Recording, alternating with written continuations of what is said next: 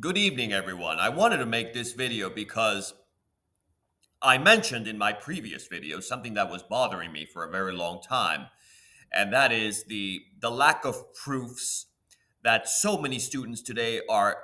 You're just not exposed to having a good mathematical foundation to create proofs. A lot of you are you're Khan Academying your way through life, through math anyway.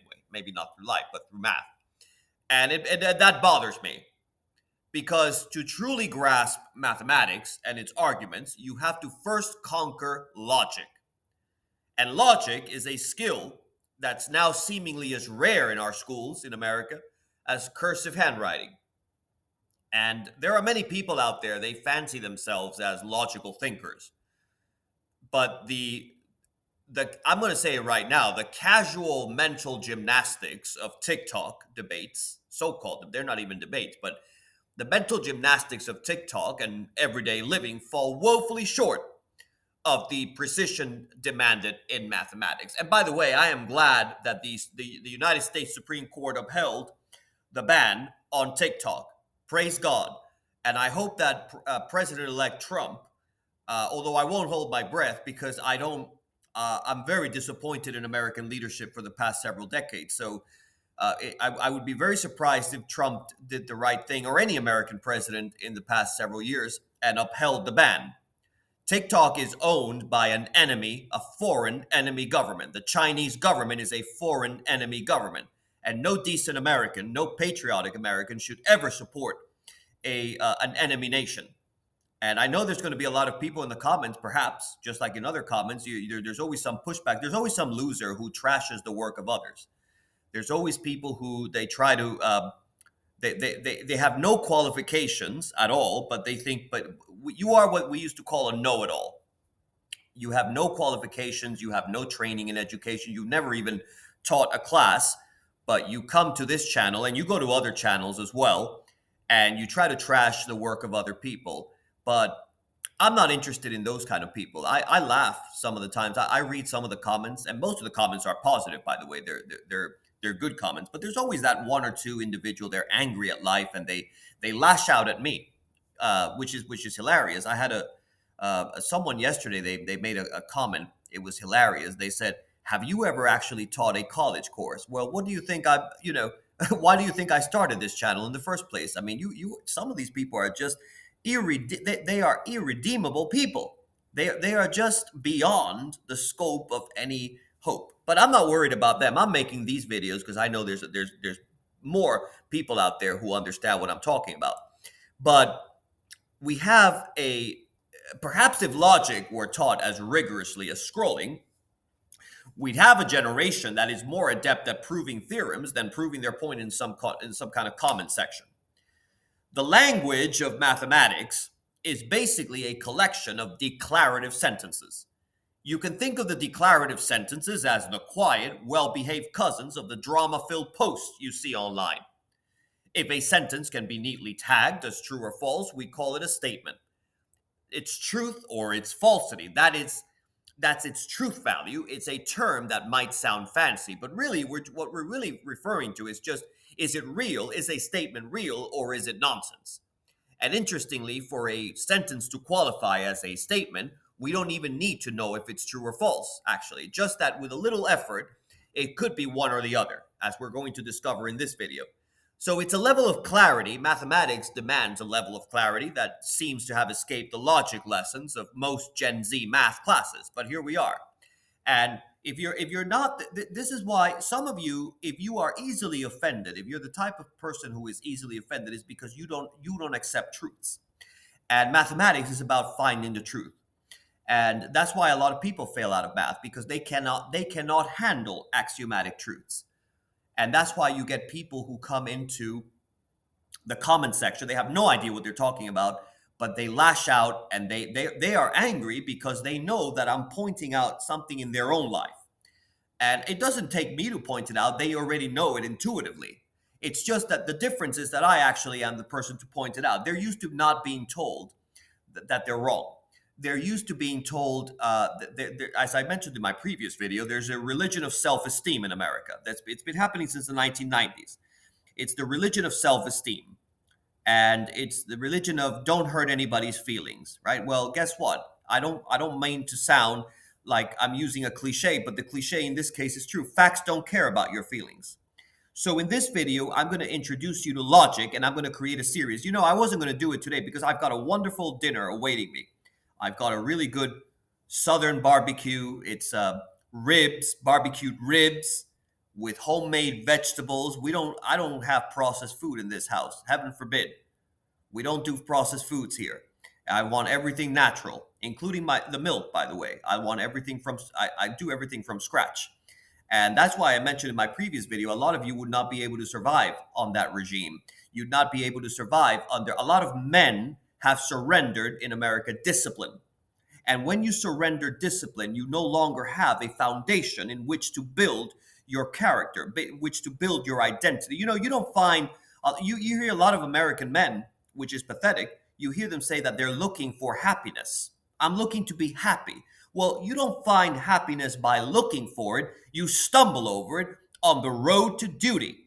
And when you create a foundation for yourself, when you have a moral foundation, when you've got character, that everything else falls into place. The measure, there's an old saying that says the measure of your character is what it's going to take to stop you. How easily do you give up? How easily do you stop when you feel threatened about something? And one of the things I've noticed more and more as I work with a lot of young people, and they don't, I'm not blaming the young people, by the way, it's not their fault. They're just not trained to have strong criteria about things. I used to be the type of person, I would look at some students who were of a certain age, and I fell into the trap of saying, oh, it's just the age, or they're Gen Z, and falling into the labels. But have you looked at the parents lately? Have you looked at some of the young people's parents lately? It's appalling. It's not the young people's fault. It's that they have no foundation at home. And at City Tutoring, we're going to talk about that next week. But one of our principles is you are not going to be allowed here to use your identity to couch you, to shield you from accountability. There's a lot of students today, if you're a teacher watching this channel, you know exactly what I'm talking about. There's a lot of students today that they, under the excuse of some invented identity, they try to shield themselves from any accountability. Oh, I'm this and I'm that. You created something new. And as a result, because I consider myself X or Y, you have to accept that and you have to bend your will to my needs. That's not going to happen here at City Tutoring. If you are the type of person who was always coddled, if you are the type of person who was told you're wonderful, you have no religious foundation, you have no Christian foundation, you don't have a foundation of truth, and you're not going to do well in this channel. You are not going to do well in this channel. You're going to lash out. You're going to be one of those people, the angry people who lash out. But you're never going to fix your life because you'll always be people who lash out at others and try to trash the work of others. You will always be the failure that you are.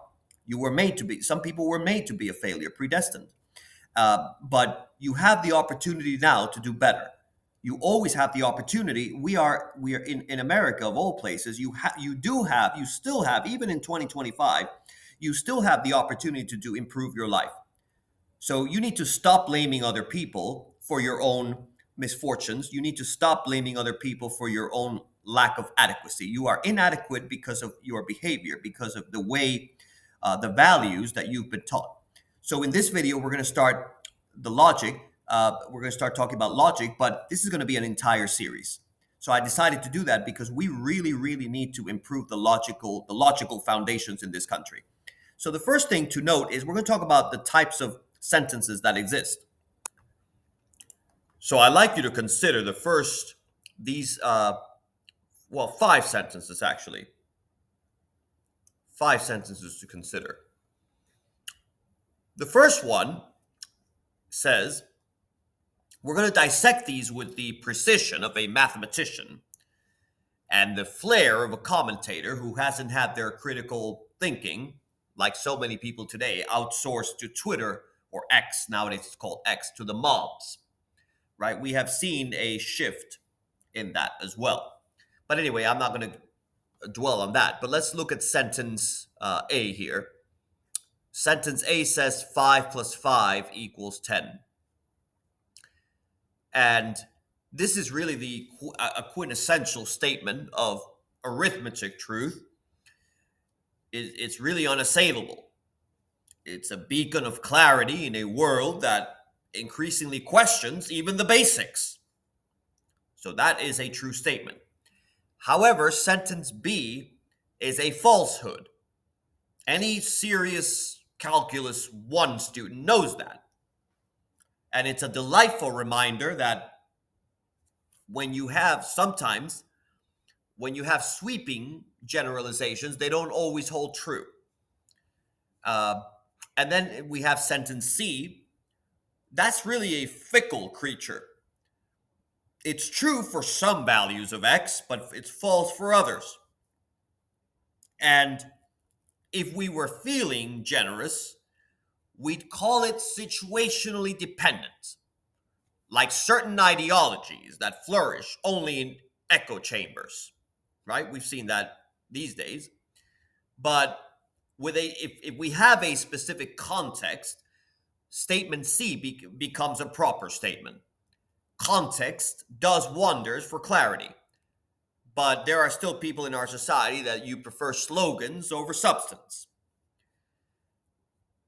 Then we have sentence D. Now, sentence D and E, they go into deeper waters, because even if you haven't a clue about their truth or falsehood, rest assured they're still statements. Because yes, even complex ideas have definitive truth values. It's a concept many modern so-called intellectuals, I don't call them intellectuals, but some modern intellectuals, they might find radical the idea that yes, that we can find truth. And for the record, by the way, if you look at statement D, that could be demonstrably false. And for E, well, its truth value sort of remains a mystery. It's much like certain political platforms. Its appeal lies not in its proof, but perhaps in its promise. There's a lot of people today, they allow themselves to be lied by easy lies. You know, one of the biggest lies we have today is when people promise you that your life is going to improve because the minimum wage goes up. All the minimum wage increase does is increase inflation. Everyone, any serious economist knows that. But anyway, sentences D and E are really rather more difficult, because you may or may not know whether they are true or false, but it's certain that each sentence it has to be one or the other. So D and E are both statements. And as we said, you can show statement D to be false. And the truth value, you're not concerned with the truth value of any particular simple statement. To be a statement, it must be either true or false. It cannot be both. Again, let me say that again. To be a statement, it must be either true or false, and not both. But it's really not important, it's immaterial which condition applies. What will be important is how the truth value of a compound statement is determined by the truth values of its simpler parts. That's what we're going to be looking at. And you have in everyday English, you have a lot of statements. When you have a typical conversation, there's a variety of ways to change or combine statements. For example, what would be a simple statement? Like, it is hot.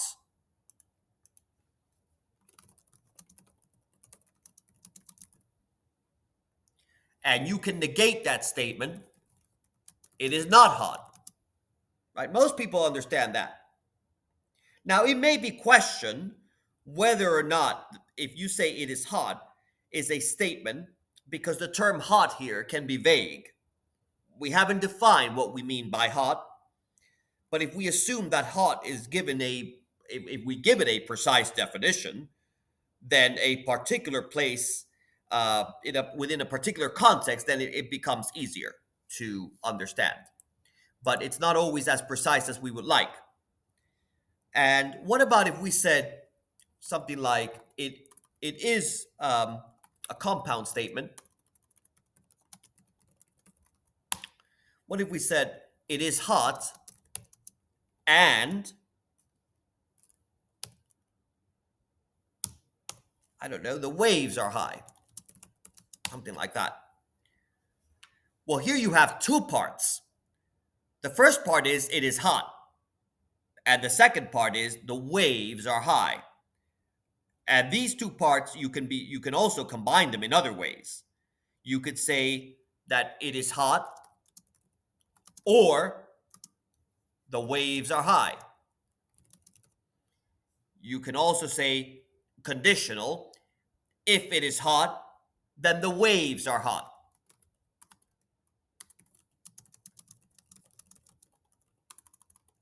Then the waves are high. You can also say it is hot if and only if the waves are high. Table. If you take any logic class, you know what I'm talking about. You have P and not P.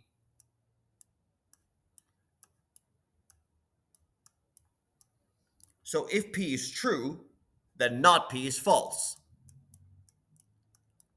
However, if P is false, then not P is true.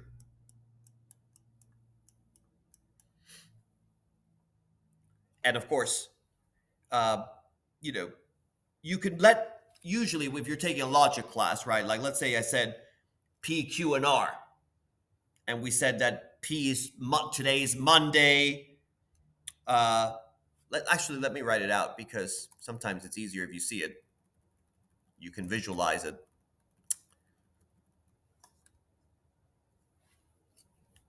So let P, Q, and R, and we can say be given as the following statements. We can say P is today is Monday. Q, 5 is an even number. And let's say R, the set of integers is countable. So if you negate this, you can write them with that symbol that I told you. If I write the not P, then you would say today's not Monday.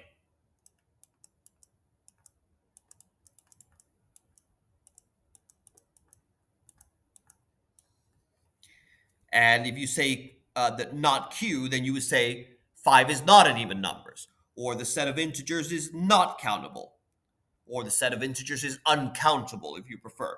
So you have here the connective and it's used in logic in the same way as it is in ordinary language. So P and Q are statements, and the statements P and Q in that case are called, we talked about that in my video on inequalities. We said that was a conjunction of P and Q. And how do you label that? With logical symbols. The first symbol we're going to learn today is, it looks like a caret. It's the caret symbol, actually. And it's written like this: P and Q. So this is true only when both P and Q are true. And it is false otherwise. It is false otherwise. So we also have, we talked about in our previous video, we also have the connective or. And if you have the connective or, then that is called a disjunction. So in common English, in spoken English, the word or, it can have two meanings. If you have a sentence like, let's say you said, we are going to New York or Paris. So the intended meaning here is New York or Paris, but not both. And this is known as we have an exclusive meaning here of or. But what if you have another statement? Like let's say you said, somebody asked you a question. Do you want to eat, let's say, ribs or, let's say, soup for lunch? So the intended meaning here would mean it includes the possibility of having both. And this inclusive meaning is the only way that the word or is used in logic. So if we use the symbols, the disjunction P or Q by P, and then if you say or, it's an upside down caret symbol. So you would have the following truth table. If you have P and Q,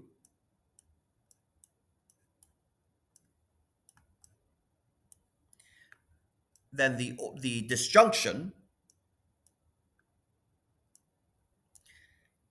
if P is true and Q is true, then you have a truth value here. But if one of them is false, you could still have truth. If Q is false, you still have truth. Or vice versa, right? False and true is still true.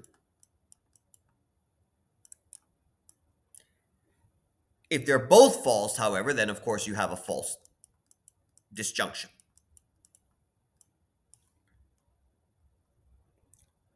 So the next thing to know is what we call a conditional statement. If P, then Q is called a conditional. The if makes it conditional.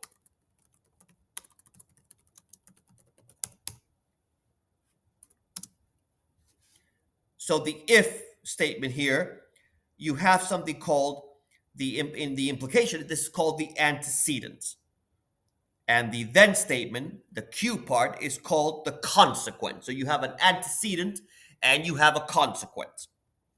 So if you're going to decide on an appropriate truth table for implication, you have to consider a sentence like, a typical sentence would be something like, typical sentence used, if it stops raining by Saturday, then I will go to the football game. I always used to skip those back in school. I never cared for football, but some people do. But what I'm trying to say here is, if one of your friends, a lot of you are high school students, so you're probably into sports, some of you, if one of your friends made a statement like this, the question is, under what circumstances could you call him a liar? And certainly, if the rain stops and he doesn't go, then your friend did not tell you the truth. Your friend is a liar. And if you have friends who are liars, I would reconsider those friendships, by the way. But what happens if the rain doesn't stop? Well, he hasn't said what he will do then, but so whether he goes or not, either is all right in that case, right? Because he hasn't made a statement. So it could be argued that other interpretations make equally good sense, but mathematicians have agreed when you have an implication will be called false only when the antecedent is true and the consequent is false. So if you are going to denote the implication, if P then Q, by saying that P implies Q, then you have a new table. And you can use the following table to come to that conclusion. You have P and Q once again, and P implies Q.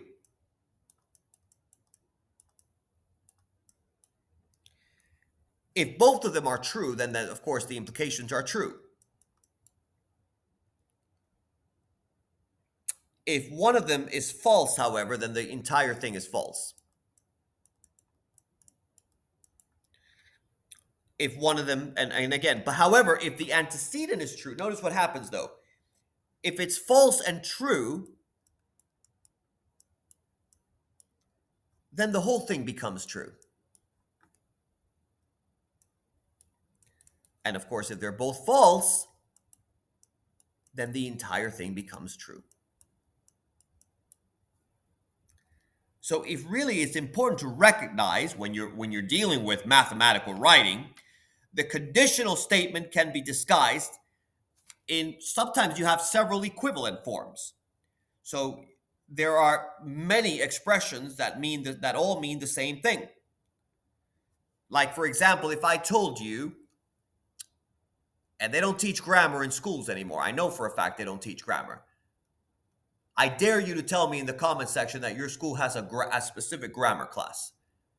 You'd probably be lying, but correct me if I'm wrong. And if you do go to a school that has a separate grammar class, I want you to name that school. So, for example, if I said if P, then Q, you could say it as Q provided that P. If I say P implies Q, I could say Q whenever P. There's just different ways of writing. If I say P only if Q, I can also write that as P is a sufficient condition for Q.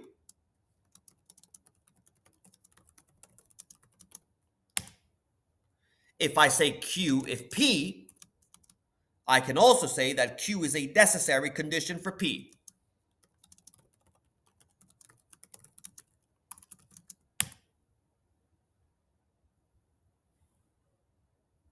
So we have antecedent and the consequent in a lot of statements. And of course, it does have an application with math, right? If I told you, for example, if n is an integer, then 2 times n is an even integer. And we would have to find out the truth statement of that. So we create truth tables based on that. We have antecedent and we have consequent. I will leave the practice for you, and hopefully in my next video we're going to talk about quantifiers.